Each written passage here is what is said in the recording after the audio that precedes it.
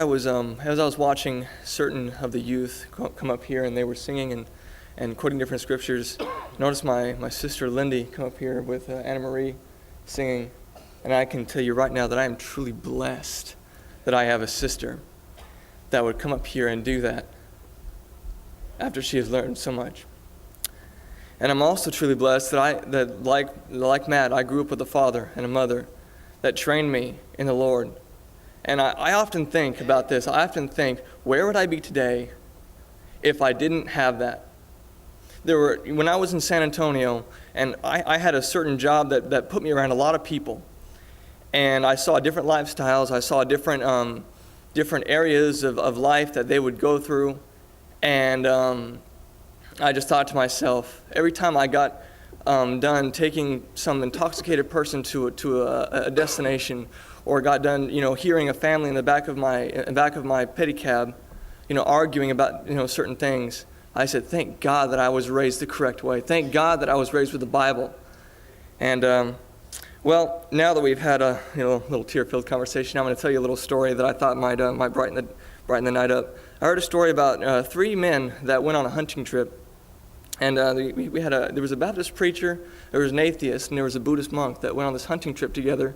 And they had been sighting this 12-point buck for a long time.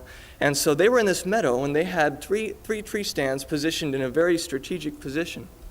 And so in walked this big, huge deer. And they all sighted down and boom, took one shot. All you heard was one shot, but 3 rifles. Okay, so they all climbed down from the tree stand, and they went over to see who actually shot the buck. So they all said they did it, but nobody could prove it. So the atheist said, well, I have the logical answer here. Why don't we call the park ranger, and let's see what he says, since he deals with these things every day. So that's what they did. They called the park ranger. They came, and all the park ranger had to do was take one look at the buck and said, well, it was the Baptist preacher. And they said, well, how do you know that? They said, well, it went in one ear and out the other. So, well, now let's get on a more serious note. Let's go to the book of Luke, please. Let's go to the book of Luke. So I hope and pray that does not happen to me, that I hope it doesn't go in one ear and out the other. I hope we all learn something tonight from the different preachers that are going to be up here. Well, let's go to the book of Luke. Let's go to chapter number 8, please. Chapter number 8. Luke chapter number 8. This is the story, of course, we all know, the story of the sower and the 3 grounds and the one type of seed, okay? Let's start in verse number 4.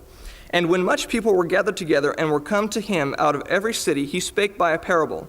A sower went out to sow his seed, and as he sowed, some fell by the wayside, and it was trodden down, and the fowls of the air devoured it. And some fell upon a rock, and as soon as it was sprung up, it withered away, because it lacked moisture. And some fell among thorns, and the thorns sprang up with it and choked it. And other fell on good ground, and sprang up and bare fruit 100-fold. And when he had said these things, he cried, He that hath ears to hear, let him hear. Okay, so we see here we have 3 grounds, 3 types of grounds. We have the wayside, which when the seed is just thrown, we have a phrase in Spanish that it's a little difficult to understand sometimes, but when the seed is thrown, troche moche, we call it, it has no order to it. It's thrown everywhere. Then the devil comes, and without the people actually understanding it, he just comes and snatches it up. They don't have any chance, okay? Then we have the rock. Now the rock is a special kind of ground, okay? The rock is a ground that has no moisture in it. The people, when they hear the word of God, they don't have the foundation. They don't have the right knowledge to actually have it sink in. If you know anything about gardening, there's 2 things that you need to have when you're gardening. You need to have sunlight, and you need to have water. One can't work without the other, okay? So it didn't have the correct moisture. And then the third ground we have is the thorny ground, okay? This is the kind of ground that when the plant comes up, if you worked with gardening or anything, you have to weed eat around to make sure all the weeds are out so that the plant can actually grow and bear fruit, okay? If the plant is grown up in thorny ground, the thorns just come and choke it up and kill it, okay? It doesn't survive. So let's look at this in the spiritual sense. We have 3 types of soul, okay? We have the wayside, which what I explained just a few seconds ago. The devil just comes and snatches it away because it doesn't have any kind of knowledge behind it. We have the rock, which when the seed is sown, it doesn't have any foundation. It can't really sink in, and nobody can really bear fruit by it, okay? Then we have the thorns. The thorns are the kind of ground that when the seed is sown, when the seed is brought up, the thorns just come and choke it up. Okay, and the thorns are actually choked with the cares of this world. So basically what happens is somebody comes and they hear the truth, and they're really not there to learn. They're just kind of there because they have to be. They're listening and everything, and then when they come, they say, well, this looks a little bit more appealing to me over here than the actual Word of God is. Yeah. And that's wrong, okay? Then I save this one for last, the good ground. Okay, let's go to verse number 15 in chapter 8, verse 15. But that on the good ground are they which in an honest and good heart. Now I'm going to stop right there. I like the word honest.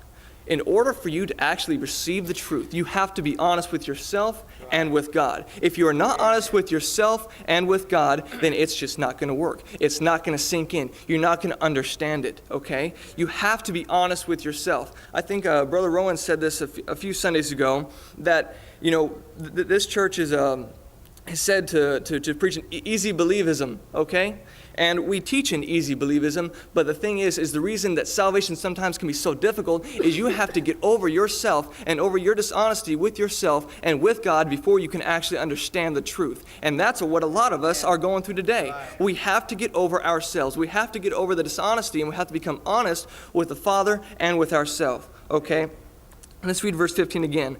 But that on the good ground are they which in an honest and good heart, having heard the word, keep it and bring forth fruit with patience. Okay? That word patience. You have to be patient with the person you're witnessing to. Sometimes people don't just get it just like that. Others do. Sometimes people don't. You have to be very patient with the person. You have to go back and keep watering that seed. Keep giving them the Word of God, because otherwise they're not going to understand it. You have to keep watering that seed. My dad made this statement when we were in California, and I thought it was actually very profound. He said, if you have a rock, a good fist-sized rock, and you take a hammer, and one day you go and tap that rock, and the next day you come back and you tap that rock, and you do that continuously, day after day after day, soon enough, that rock is going to break. It's just one little tap, but soon enough, that rock is going to break. So you have to have patience. Now, I say this verse 16 for last. No man, when he hath lighteth a candle, covereth it with a vessel, or putteth it under a bed, but setteth it on a candlestick, that they which enter in may see the light. Now, what does this verse say? When we have received the truth of that good ground, when we have received the truth and we have bear fruit, then don't cover your candle.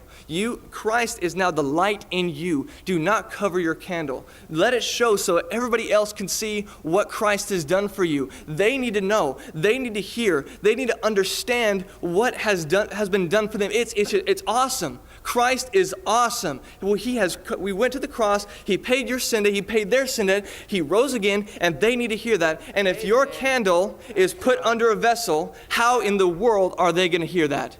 If this whole room was dark, you do not want to walk through this room without any light. I mean, today we have flashlights, but back 200 years ago, they worked with candlesticks, okay? You do not want to cover your candle up. You want to let the light shine so that others may see it. So my humble message for us today is for us to be that good ground, and for us to work with the three other grounds that we've seen, and to not be the candle with a vessel put over it. Thank you. Y'all enjoy that?